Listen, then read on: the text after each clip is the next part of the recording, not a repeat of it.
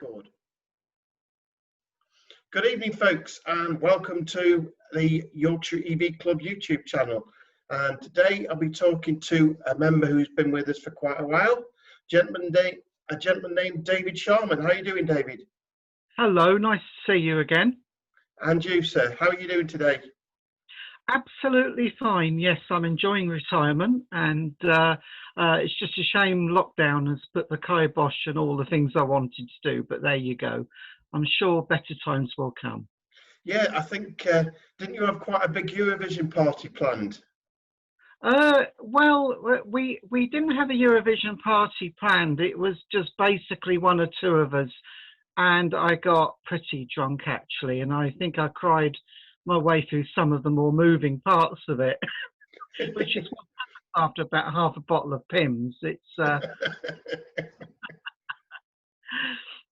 But I remember our member John Gibbons, who does the website. I do like to mention that he does the website, even if right. he's behind on my YouTube. Hint, John. He loves Eurovision as well. Right. But obviously he's part French, so obviously his nation isn't responsible for any good music, so he has to live vicariously through his English part. Well, I used to live in Europe. I'm a fluent Dutch speaker. I used to live in Belgium. All right. And worked all over Europe. But I've actually now retired in West Yorkshire from Luton originally. So, okay, so you using the Dutch angle, then obviously they are very big into cycles and very green means of transport. What got you into EVs? Well, it's the kind of two strands really. I've always been a petrol head, and as a young teenager, as an engineering apprentice, I began my sort of petrol head career, if you like, as I was a motorcyclist. I was a keen biker for nearly 20 years.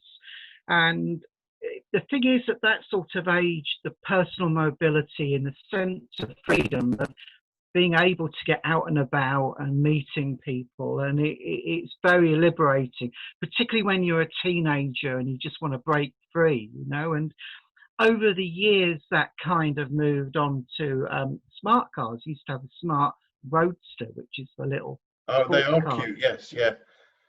I had two of them, and that running along on that strand was sort of the environment as well, because I remember as a motorcyclist, as a biker, everything was fine until Christmas was over and done with.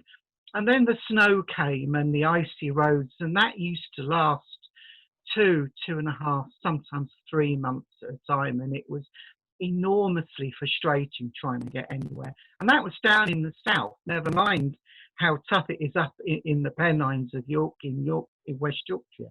So, and we just don't have winters like that anymore. The climate has changed. There's no doubt about that. Yeah. And I'm absolutely convinced that our climate is changing, and that on the balance of probabilities that's caused by human activity. So, but anybody who denies that, I don't really have much time for them, to be honest. And I think that those two strands, the freedom bit and the environmental concerns, they kind of, this big word at the moment, they intersect and they come through into having an electric vehicle. And I've been considering having an electric car for some considerable time. My Nissan Leaf I've had now for 3 years. It just failed its first MOT actually, which was a bit unfortunate. But what was that on, Dave?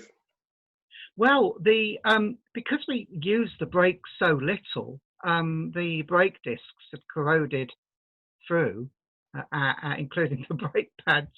So it had to have 2 new front discs and new pads.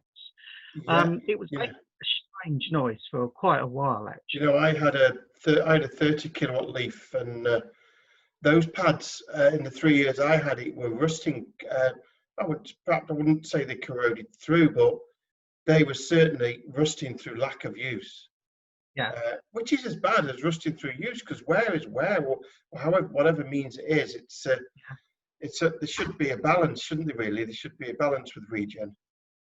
Well, you just read so much about people getting 100,000 miles out the same brake pad, because the trouble is where we live quite high up in the Calder Valley, in the upper Calder Valley, and it's just always rains here, and much more so than it did in down south. The climate is definitely wetter here. Yeah. There's a microclimate which doesn't really help. But certainly I've had the Nissan Leaf for 3 years now. Just remind me, is it a 30 or 24? It's the 30 kilowatt, Yeah. which I got from new. I got a very good PCP deal on it, and it was pretty much, it was coming to the end of its model run before they brought out the 40 kilowatt with the new body shell. And I found it through a car discount site, and actually found a deal with a local dealer in Burnley. So the car has actually been extremely reliable. I've had no trouble with it. I was using it to commute every day to Keighley, and that my petrol bill went down from 200 a month down to 0, and my electricity bill went up by 20 quid a month. So I'd have saved a considerable amount of money during the time when I was working. So it sounded like you almost got the Leaf cold then. Did you test drive them first? Did you research them a lot, or? Well, I had an interest in them for quite some time, and I test drove the Leaf, or a Leaf that they had at the Nissan dealer at Chorley in Burnley, and straight away I loved it. It's a bit like a larger version of the Smart Roadster, really. It's a bit like a go-kart. You know, you touch the accelerator and off it goes. They're great fun to drive. So yes, I like the car very much, and it has sufficient range to get me into all sorts of places. I mean, I come from Luton, and I still have friends down there, and I can drive 200 miles down to Luton with one stop for a charge. But then again, I would stop anyway to sort of a call of nature, a cup of coffee, and if I have the dog with me, to walk the dog. So by the time I've done all of that, the car is charged and is ready to go again. So to be perfectly honest, I've not found the relative restrictional range to be a problem. No, I'm with you on that. We've got friends in Portsmouth and we're in Hull, so it's about, from memory, 260 miles, and we found it easy getting down in the Leaf.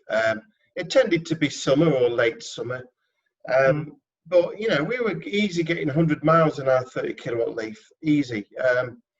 24 wouldn't have been. I mean, we did have a 24 before that, old style, and that seemed to be always charging, but it charged quickly. You know, it was never an issue. No. The issue back in the early days was, which I'm classing as 2015 when I got my Leaf. The issue was, would you have a working charger? These days, as long as you're somewhere within a major city, you've got somewhere to plug in, even if it's a slow charger. Yeah. I mean, certainly the eco-tricity chargers I use on the motorway network, I think I've only ever been let down by them once in the 3 years that I've been driving. I've had my issues. I've had my issues with them, but generally the CHAdeMO on them seems to be the most reliable connection. Yes, yes. I think we're going down to Norfolk and see relatives, and I remember stopping on the M1 just at Newport Pagnell, I think, and one of the chargers weren't working, and I actually phoned them, and they were very good because they found another charger en route, which we managed to get to. Road going down to near Swaffham, I think, and we plugged in there, and we were absolutely fine after that. We stayed at a holiday park, which had a pod point slow charger. So I just used to plug in and overnight there. So it was I've never really had a problem with charging at all, to be honest. Yeah, I've when I had my Leaf, well, both Leafs, stopped at various lodges and cottages, plugged the old granny charger in, even without a pod point, and got a perfectly acceptable charge. I've had more issues with the Zoe, which tends to be very thirsty. So if you're somewhere that's got a limited supply or a small consumer unit, they tend to like to trip it, those AC cars. Yeah, yeah. But when I had my Leaf, I don't know about you, do you have any journey essentials that you carry? Because when I had my Leaf, I always kept a long extension just in case I'm somewhere where I might need to plug my granny charger in somewhere a bit challenging. No, not really. I mean, I did take an extension lead when did go down to Norfolk, because I didn't know whether any power source for the car would be within a convenient distance. Yes, yeah. So if I'm going on holiday, I'm going away for a few days, and it's somewhere rural, I will take it with me. If I go down to Luton, I don't normally bother, because Toddington Services is just outside Luton.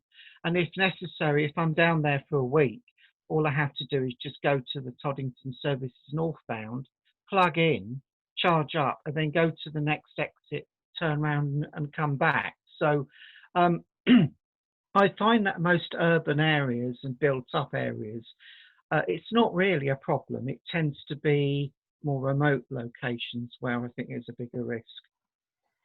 Yeah, it's funny how easy it is, and that people would have you believe that, that have got their agendas against TVs, that it's such an inconvenience plugging in. But as we all know, I mean, I was up at 6 this morning, up a bit early this morning. I just went out front and just plugged my car. My car needed a little bit of charge. Just plugged it in, and it's the easiest thing in the world. Yeah. Not everyone's got a home charger. I accept that, but I still only charge it like I would a petrol car, and that I don't charge it every night. I charge it when it needs it, or when it's below 20%. Yeah, I charge every couple of, I used to charge every couple of days when I was working. These days, I think I charge it once every 10 to 14 days, because I'm simply not doing the miles anymore. Once the COVID-19 hopefully is behind us, and we actually find a way of eradicating this illness, this disease that we've got, this virus, then I'll be able to start getting out and about a little bit more. So it's a bit of a nuisance really at the moment. But Yeah. I find that every couple of weeks is enough for driving locally at the moment. Yeah, but I've just bought a new car. Of course, I've got a ZE50 now, and I went to pick it up with our ZE22, and it just struck me really, driving both, that despite the new tech and the drastically increased range on the ZE50, the driving experience I've had between EVs over the years hasn't been a great deal different. They all handle beautifully. They all drive beautifully. It's like with petrol cars. They all have their quirks and their little diversities. But with EVs, I find them a pretty consistent experience, don't you? Yes. And I think the engineering and the platforms are generally shared between manufacturers. I mean, between Renault and Nissan, for example, there's a lot of shared knowledge and common engineering platforms between them, and standard drive chains, because that's how the motor industry or motor manufacturing industry is moving at the moment. And I think that the current economic crisis that I think we're all about to go through will rationalise that even further. I mean, my main hope is that we will get longer and longer ranges. If I can get a car my next car with over 200 miles range, reasonable range, then I would be quite content with that. Teslas, of course, do much more, but of course you're paying big bucks for that.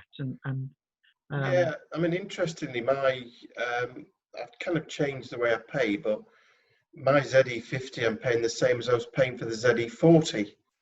Mhm. And this, I drove back from Morecambe, and as I say, it's 150 miles. I had 64 miles left when I got home and 29% of the battery. So this is, in effect, a 220-mile range car. And Yeah, again, what a great increase in technology that I've got two cars that are almost identical, and one has yeah, got 30 kilowatts more power under the floor than the other. yes. I mean, it depends on the manufacturer. I mean, one thing I would like to do is go back to having another Smart, probably a 4.4, which is the bigger of the two. Because obviously I'm a Smart enthusiast, I always have been. Trouble is they don't have the range, and the range isn't enough to be practical at the moment. With the Leaf, the 30 kilowatt Leaf, there's enough range to make it practical for longer runs. Yeah, and there's people doing range extenders now, isn't there, for them? I don't know. There's certainly I've space for bigger batteries. seen So one on Twitter tonight, a company called Muxsan, M-U-X-S-A-N. right, He'd just done a car up to 45 kilowatt, and that had a 204-mile range on the Garm, I noticed. oh really? Right. So yeah, just, and I think that's a great idea. You know, people shouldn't need to keep buying new cars if you can do things like that, really. I'm all for people making do and adapting what they've got. Yes. You see, I'm at the stage of my life now where, as a pensioner, my income has shrunk somewhat, and it doesn't help by the fact that my partner has also been about to be made redundant when furlough ends. So it's going to be a tough few months, and there'll be no new cars for a while yet, I shouldn't wonder. But there is also a change in attitude to how and I see it in other people, to how people consume stuff. Yeah. And we made a conscious decision when we moved here 5 years ago to Todmorden 5 years ago, that we didn't really want to keep buying stuff. We wanted to buy good stuff and stuff that was built to last. And that's what we've done. That was the strategy that we adopted. And we know that the washing machine will probably last 20 or 30 years. Well, at least I hope it does. Yeah. The stuff like that is worth paying a bit more for if you can keep it for the longer term. And that makes absolute sense, because buying stuff just creates more complexity. It damages the environment, and then you've got to find somewhere to put stuff. So we just really want a simple life now, really. Yeah, you're right. And we've been doing the same really during lockdown, decluttering a lot. Our son's just moving out, getting his own place, so we've got more room than we've ever needed. But yes, we've been decluttering, and I'm looking at ways to sort of kind of future-proof again. Talking about expenditure, looking at ways to save money. Of course, like a lot of EV drives, I use Octopus, and they're agile, which basically, rewards you for charging off peak or for using your energy off peak. I was recently looking at Ripple Energy. I don't know if you've heard of them, but that's a way of you basically investing in a wind farm, and rather than the dividend, you're getting a profit of what the turbine generates off your electricity bill, and that is locked in for 25 years. Right. And your investment starts from 250 and it goes up to whatever you want, really. And the more you invest, the less you get off your bills for that 25-year period. And I'm looking at that at the moment. As soon as I've got some spare cash, I like the idea of locking in a discount, because energy is only going one way, isn't it? And it saves, Yeah. again, having physical panels on my roof. I've invested in something that's worthwhile, renewable, and, you know, is actually going to Yes, save me money. absolutely. I mean, we just moved to Octopus. We haven't been able to go on the Agile tariff because we've got the original British Gas smart meter, which isn't compatible with Octopus's requirements. We are on a waiting list to have those meters replaced, so we hope to have them replaced certainly within the next 6 months. And they have told me that we can go on to Agile and benefit from it. I mean, this afternoon, for example, I had plugged the car in. I've got a trip into Halifax tomorrow, so and the battery was quite low, so it needed a bit of a top up. And you know, that would have been this would be the ideal time to have it, because then I can choose when to plug the car in and even get paid Yes. for actually consuming electricity. And it's great. You can, you know, do the laundry, run the dishwasher, and everything all at that period, during that period in the afternoon. So we are waiting at the moment for a new meter. So with a bit of luck, I'm we'll told be the able. Go tariff's very good. A lot of people swear by the Go tariff. I don't know if you're on that one, but that's maybe a good one to have in the interim. That's kind of, again, I think that's kind of scheduled low rates at certain periods, Right. rather than a half-hour tariff, as it were. Yeah, the problem at the moment is that we haven't got the meter, the smart meter capability to actually, you need a time base in order to have the meter read at certain points in the day. And because it's not, the old smart meter isn't connected at the moment, Right. it's not likely to be connected. It's not a practical proposition at the moment. But it will come. I mean, obviously, we have to protect ourselves in the years to come. We had considered having solar panels on the roof, but we decided in the end, particularly with the government removing the subsidy, but it actually wasn't worth the expense.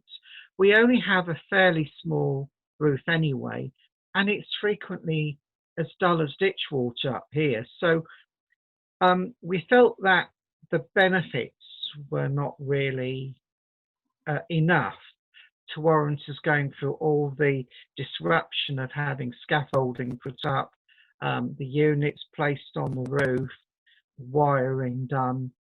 We'd only just, when we moved in, the house needed a lot of work doing, so we had a new kitchen and bathroom and that sort of thing. And moving house is stressful, and I felt that I'd had enough stress to last me a lifetime. Yeah. Well, I wonder if in the future, instead of people being in energy poverty, a progressive government, or so obviously not this government, but a future No. progressive government might just decide that, right, okay, so this pension is struggling, so what do we do?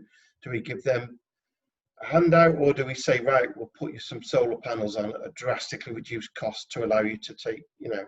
And I guess panels are only going to get cheaper as well as they're manufactured more and more. Yeah, yeah. Well, I hope so, and I think that I think that the technology will continue to develop. I mean, for the moment, we are satisfied with where we are. The car is working really well, and I'm very pleased with it. But I am looking to replace it ideally for something smaller. I've always preferred smaller cars. Like when I was a biker, I preferred smaller bikes to the really big ones because they're just more fun. I'm the same. I have had bigger cars in the past, but these days I used to do camping and stuff, and I don't do it anymore. The kids are grown up, and I did toy very much with having the MG ZS EV, which I think is a very capable car, has got lots of great tech, and is brilliant value. The main thing that stopped me is I have a narrow drive, and I said to myself, do I need a car that big with a boot that big when it's really 90% of the time going to be me getting to work and back? Julie's got her Zoe for her commute. And the answer was no, I don't need it. And that's the main thing. I didn't see the need for an SUV style vehicle. And I think the model for car ownership will change in the future. There'll be less emphasis on owning a car and more to actually buying time with a car in the future. I think in the next 10 or 15 years, I think we may see a significant change in our attitude to owning cars.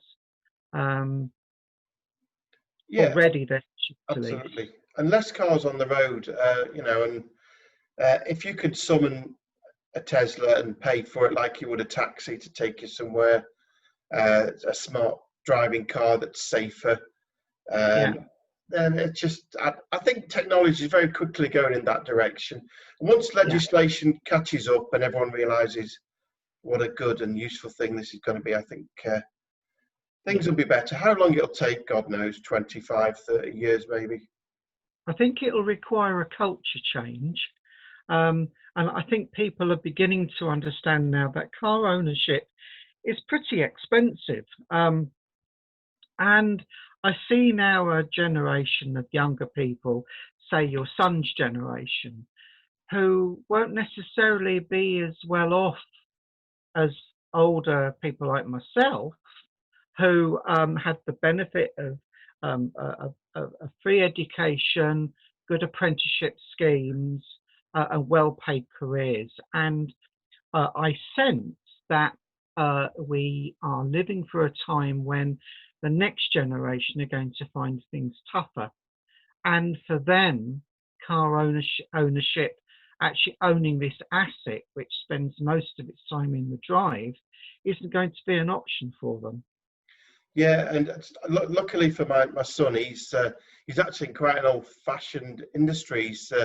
He's welder and fabricator, so he's actually working hands-on, building things, and he's got all of these skills and qualifications that allow him to do that. So I'm quite proud of him, because I'm just an office bod with a few IT skills, good communication skills, and that's it. That's my skill set, really. I'm replaceable by any one of 15 people younger than me. So I've been very lucky, because I went into engineering as a career. I'm a retired engineer now, obviously, and those skills have always been in demand. So and I think for any young person now, actually going into engineering or manufacturing as a career is actually would give them a great start in life. It will stand him in good stead, I think. I think he will have a career as long as he wants one doing that. And he's got a head on his shoulders, though. He's, again, for a young person, get me young, he's 24. For a young person, he's not extravagant himself. You know, he's had his car for, how long has he had his car, Julie? 7 years. About 7 years, a Ford Fiesta. He hadn't felt the need to keep replacing it. So I think we've done a good job with his mindset there. Yes. And I think that's good.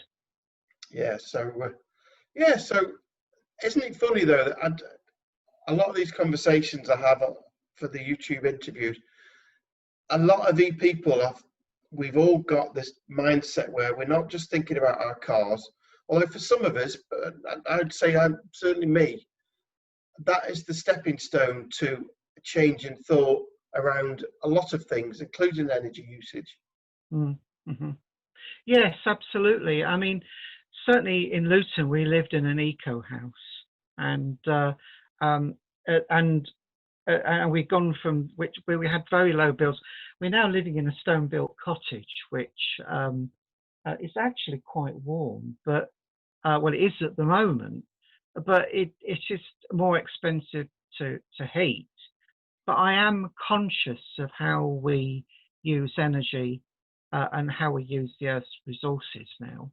Yep. We're kind of at the age where we've got everything we need. If something blows up, like the fridge conks out or something, then we'll replace it out of necessity. But most of the things we've got, we don't really need. And I think the car itself is will probably well, I'll probably keep it for another 2 to 3 years, and then see how the technology is developed, and then probably buy another car and probably keep that until I'm too old to drive. That's the plan anyway.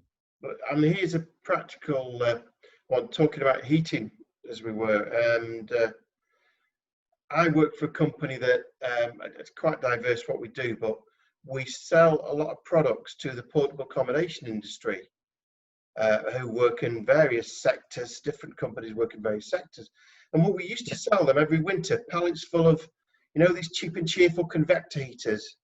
Yeah. You turn them on, they get battered on site, and they hire the cabins out. They come back next month. We're selling them another pallet. Right. Now, due to changes in legislation, they buy panel heaters at 5 times the cost, and they're controlled with a wireless controller that will control multiple heaters. Right. So already we're seeing eco developments in these industries, and it's the wastage we used to see, and I was a part of selling that, and I felt I did have some guilt. But I could see it going a lot more eco, and these sites are conscious of their energy usage, and it is going in a good direction. The general legislation is driving it the right way. Well, I mean, I come from an industry that was in an environmental disaster zone. I mean, I come from aviation. I trained and qualified as an aircraft engineer, and I used to work on Concorde. I mean, that is just a flying global warming machine, and the amount of muck that comes out the back, and I have flown in it as well a couple of times. And it is really like sitting on a ballistic missile. You get catapulted down the runway. It's quite thrilling, but environmentally, it was an absolute disaster. And even now, with COVID-19, organisations, airlines are getting rid of their least efficient aircraft, because things like the 747 and the Airbus A380, they're just simply not fuel efficient enough, and they are reducing their carbon emissions by operating more efficient aircraft. But longer term, they're going to have to move towards something like biofuel or hydrogen power, because I just don't see how that industry is sustainable in its current form. I think British Airways, for example, has just made I think 4,000 people redundant, if my memory serves. COVID's destroying it, that industry, isn't it? Absolutely destroying it. It is, but I think that the environmental concerns would have had that effect longer term anyway. Yeah. As people realise that you just can't fly off for a cheeky weekend in Barcelona like you used to. I think those days are coming to an end.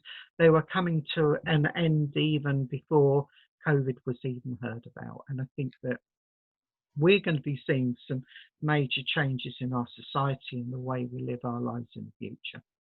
Yeah, and I think that they're a long time coming. But I don't know about you. I could talk all day on this subject. I don't know how many people will still be watching at the end, but so I will probably wrap that up there. I need it back 40 minutes. That's about as long as we go. Ever so nice to talk to you, Dave. I'll see you at a meeting very soon.